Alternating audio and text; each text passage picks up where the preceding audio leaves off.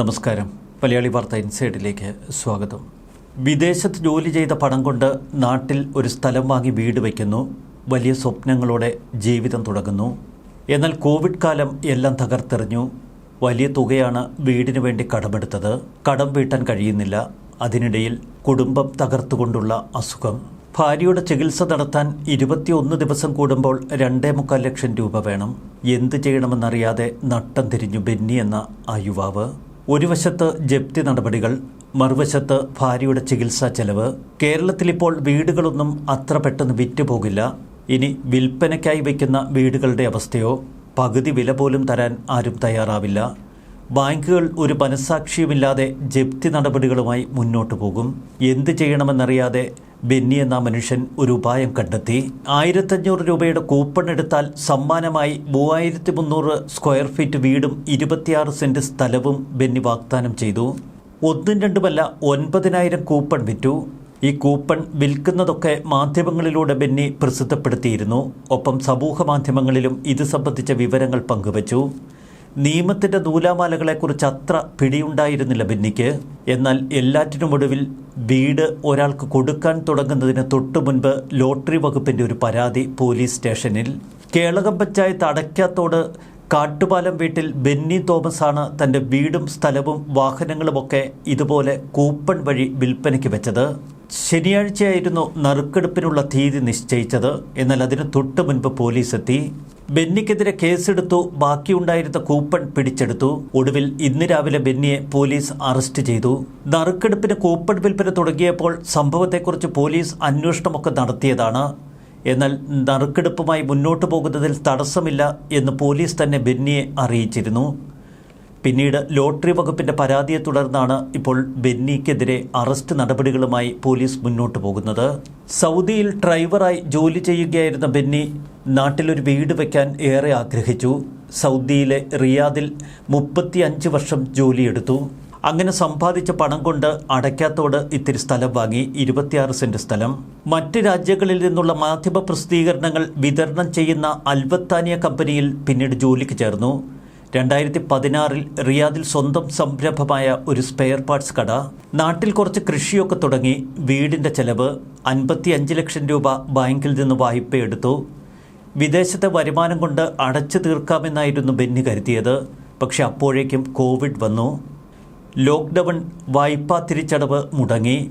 Lockdown മാറിയപ്പോൾ സൗദിയിലെ sponsor മരിച്ചു.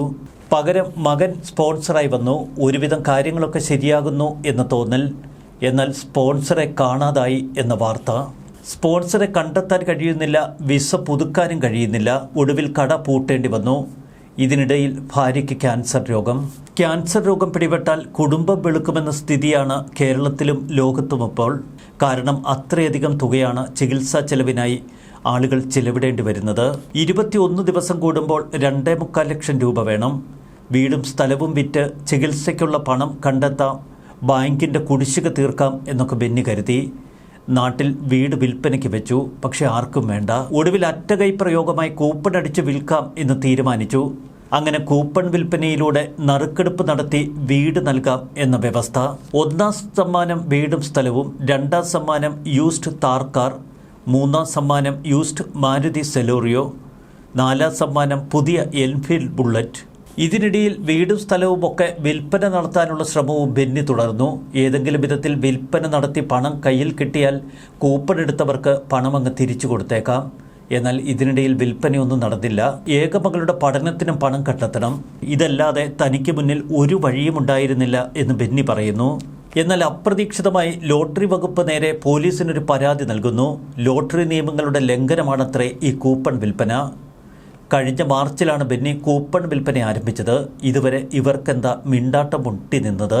ഇതുവരെ പ്രതികരിക്കാതിരുന്ന ലോട്ടറി വകുപ്പും പോലീസുമൊക്കെ പൊടുന്നനെ നറുക്കെടുപ്പിൻ്റെ തലേന്നിന് എന്തിനാണ് ഇങ്ങനെ ഇറങ്ങി പുറപ്പെട്ടത്? ബെന്നിക്കെതിരെ ചില അസൂയക്കാർ ഇറങ്ങി എന്നൊക്കെയാണ് പുറമേക്ക് കേൾക്കുന്നത്. ഇത്രയും നാൾ യാതൊരുവിധ നടപടിയും എടുക്കാതിരുന്ന ലോട്ടറി വകുപ്പിന് അവസാനം ഒരു സൂക്കേടിളകി. ഒരു പാവം മനുഷ്യനെ കൂടി ആത്മഹത്യയിലേക്ക് തള്ളിവിട്ടേ ഇവന്മാരൊക്കെ അടങ്ങൂ. അവസാന നിമിഷം ഇത്തരം നീക്കങ്ങളുമായി എന്തിനാണ് ഇങ്ങനെ വകുപ്പുകൾ വരുന്നത് എന്നറിയില്ല എന്ന് ബെന്നി പറയുന്നു. ഇനി എന്ത് ചെയ്യുമെന്നറിയാതെ ആകെ തകർന്നു നിൽക്കുകയാണ് ബെന്നി. 9,000-ഓളം കൂപ്പണുകൾ വിറ്റു. കടം തീർത്തതിന് ശേഷം ബാക്കിയുള്ള പണം കൊണ്ട് ചെറിയൊരു വീട് വാങ്ങി താമസത്തിനൊക്കെ പദ്ധതിയിട്ടു. എല്ലാ സ്വപ്നവും തകർന്നടിയുന്ന മട്ടിൽ ഇതാ പോലീസ് അറസ്റ്റ് ചെയ്ത് റിമാൻഡിലാക്കുന്ന സ്ഥിതി. കടം തനിക്ക് 85 ലക്ഷത്തിന് മുകളിലായി എന്ന് ബെന്നി പറയുന്നു. ഭാര്യയുടെ തുടർ ചികിത്സയ്ക്ക് വൻ തുക ആവശ്യമുണ്ട്. താനിനി എന്തു ചെയ്യുമെന്ന് ബെന്നി ചോദിക്കുമ്പോൾ നമ്മുടെ സംവിധാനങ്ങൾക്ക് മുന്നിൽ പകച്ചു നിൽക്കാനേ അയാൾക്ക് കഴിയൂ. ബോബി ചെമ്മണ്ണൂരുമാർക്ക് ഇവിടെ സ്വസ്ഥമായി തങ്ങളുടെ കൂപ്പണുകൾ വിൽക്കാം. എന്നാൽ ഒരു പാവം ബെന്നി കൂപ്പണുമായി കളത്തിലിറങ്ങിയാൽ അയാൾക്കെതിരെ ലോട്ടറി നിയമം. ഇങ്ങനെയാണെങ്കിൽ നമ്മുടെ കുറിക്കല്യാണമൊക്കെ ലോട്ടറി വകുപ്പ് അങ്ങ് നിരോധിക്കുമല്ലോ. ന്യൂസ് ഡെസ്ക് മലയാളി വാർത്ത ഇൻസൈഡ്.